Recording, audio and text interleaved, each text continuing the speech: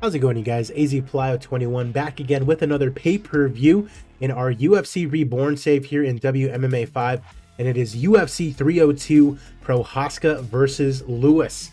So as I've mentioned previously, Jiri Prochazka refusing to fight anybody in his own division, in the light heavyweight division. So brings us to the Czech Republic, his home country, where he's going to be fighting against Derrick Lewis. Also got Paddy Pimblett on the card, Nick Diaz, Tony Ferguson, amongst a bunch of other fights to come. Appreciate you guys, whether you're watching on YouTube or on Twitch. Be sure to leave a like on the video. Subscribe, please, if you have not already done so.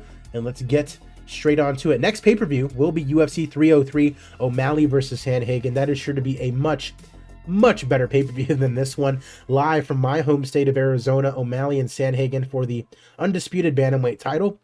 Moreno and Royval taking on for the flyweight title. Rose Namajunas taking on Tatiana Suarez for the strawweight crown. Also got a returning Ronda Rousey taking on Kayla Harrison in the featherweight division. And then Brendan Loughnane taking on the Korean zombie Chan Sung Jung. That should be a good card. After that, we've got UFC 304 Jones versus Spivak. That should also be a very good card. That has 4 title fights on it. That is going to be insane. Again, appreciate you guys as always. Let's take a look at those rankings and see how things have been shaping up. Heavyweight division, we got Alexander Romanov into the top 10, Curtis Blades down to number 13. Light heavyweight, Ganidko, who made his UFC debut, into the rankings. At middleweight, Rafael Lovato Jr. in at number 4 after his big win. I've also got at welterweight, Della Maddalena into the top 12. Love to see that.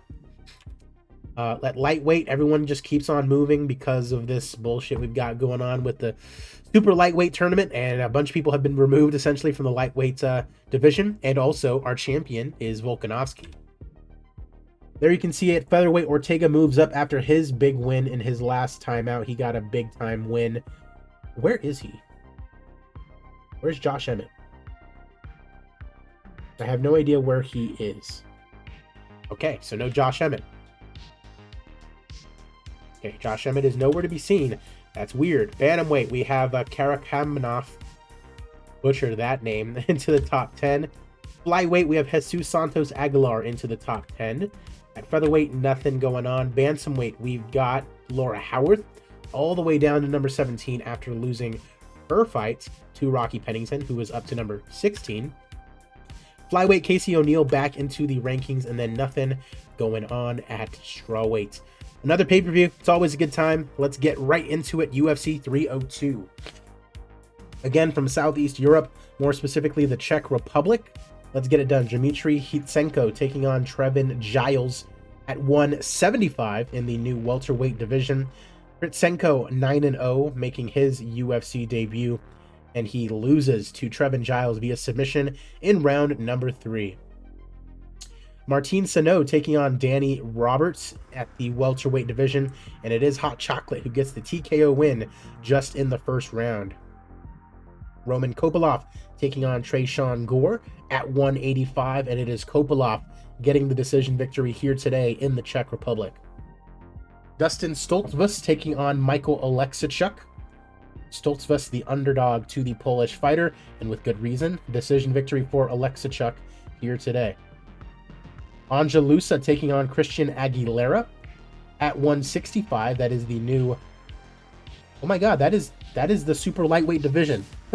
Okay, our first kind of just normal fight in the super lightweight division, and it's Anja Lusa getting the unanimous decision victory here today after 3 rounds. Arman Tsarukyan taking on Joe Selecki at 155, and we've got Tsarukyan coming up big. 6-3 in his UFC career. He had that loss to Drew Dober, but he is looking like a very, very good fighter, in real life at least. Julia Stoliarenko taking on Mayra Bueno Silva at 125, and it is Stoliarenko getting the decision victory, and now 12-7-1, third win of her UFC career. She wants to fight Manon Fior. I doubt she would win. Teresa Bleda taking on Irina Alexeyeva at 125, and it is Bleda getting a knockout in just 17 seconds over the Russian in her own home country as well. Love to see that, and basically saving her job. She's now 1-2 in the UFC. That home country, I tell you what, that can give you a little bit of spark sometimes. Emily Ducote taking on Jin Yu Frey. And it is Yu Frey, the former Invicta champion, getting the win here at strawweight today. Julia Palastri taking on So Yul Kim. Palastri, that doesn't sound like a Brazilian name necessarily. Apparently she's Brazilian, but okay. The Brazilian 11-4 taking on So Yul Kim, but it is Kim who gets the TKO win in round number 2, the 8th victory of her career. Nikita Krylov taking on Impa Kasanganay at 205. Kasanganay keeps getting called out by the most random of fighters, but he does get the victory here today. Unanimous decision for Impa here today. And he wants to fight Paul Craig next. Interesting little call out for Kasanganay. As we are in the main card already, we have Tony Ferguson taking on Jim Miller at 155. Jim Miller, of course, veteran of the Octagon. He's coming off 2 straight losses. On the other side, you got Tony Ferguson coming off a big-time win over Moicano. After losing to Bobby Green. He was on a 6-fight losing streak. That is tough. But El Cucuy trying to keep his momentum going. He is the odds-on favorite against Jim Miller today. And he does get a decision victory. So good for Tony Ferguson. Kind of scared for Jim Miller, seeing he might retire here. He does not. Tony Ferguson loves them. Loves himself some Czech Republic fans. You gotta love it. Nick Diaz taking on the Leech, Jing Liang Li at 175. The Leech, number 16 in the division, coming off a win over Michelle Pereira.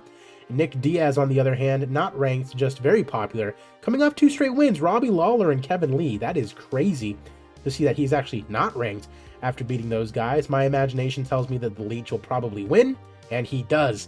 Ooh, knocks out Nick Diaz in round number 3. It was a fantastic fight, though. You love to see that. And Nick Diaz does not retire either, but the Leech gets a nice little popularity bonus, you'd imagine, after beating a guy like Nick Diaz. Paddy the Baddy Pimblett taking on Gunnar Nelson at 175. This guy just won't stop annoying us, apparently. Mid-level international, low-level international in America. Coming off a loss to Joe Lozon, though, which I was super stoked on. Gunnar Nelson, 10-6 in the UFC. He's coming off a loss to Michael Chiesa. He got himself knocked out. And that was a good 8 months ago in game. So a return here for Gunnar Nelson in the co-main event. And it's Paddy the Baddy Pimblett getting the unanimous decision over Gunny here today. Improves to 21-4, and surely he's only going to keep being popular, Paddy Pimblett. Brings us to our main event of the evening. Once again, Jiri Prochazka refusing to fight anybody in his own division. Got the win over Jamal Hill to get back his title, and he said, yeah, I'm not fighting anybody. So he'll only fight someone who's popular. Derrick Lewis is always popular. He's coming off a loss to Biggie Boy Rosenstrike, but as I mentioned, he's popular. So Jiri was like, ah, yes, the Black Beast. He has good, Instagram followers. I'll fight him, which is 1000% against what Jiri Prochazka is actually about. So I don't get that. But I mean, we're here. I don't really care to really even go through this fight, honestly. It is our main event of the evening in the heavyweight division. Jiri Prochazka knocks out Derrick Lewis in the first round. So big punch, and he gets the Black Beast out. Prochazka only going to get more popular with that, so sucks. But I mean, he drew a nice little crowd in the Czech Republic. Only made $630,000 on pay-per-view. If you divide that, by the $70, that means it was roughly maybe 90,000 buys. Brother, Jiri, you're not even a draw, and you're making all these demands? Come on, dude. You hate to see it. Popularity decreases in Brazil because of this pay-per-view, which makes sense. Fantastic fight between the Leech and Nick Diaz. You love to see it.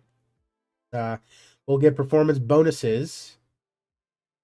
I'm not going to give one to Jiri. Give it to Teresa because she got a 17-second knockout. And then Danny Roberts in the first round, TKO. Gotta love it. Still made a nice little profit. Paddy Pimblett. Very cursed to see that he's the highest paid fighter at $480,000. But sometimes that's just how the cookie crumbles. Again, appreciate you guys for watching me. As always, next video is obviously going to be the booking kind of video where it can be like an hour and a half long. Again, apologize for the cough and the sniffles and stuff, but I will get better eventually. As always, appreciate you guys for watching me. Stay tuned for the Gamma save. I'm going to probably be streaming and uploading a lot more of that because that is really fun. And also stay tuned for College Football 25 content because I'm going to play the absolute shit out of that when it comes out in July. So stay tuned. Appreciate you guys as always. I'm AZPlyo21, and I will see you guys at the fights.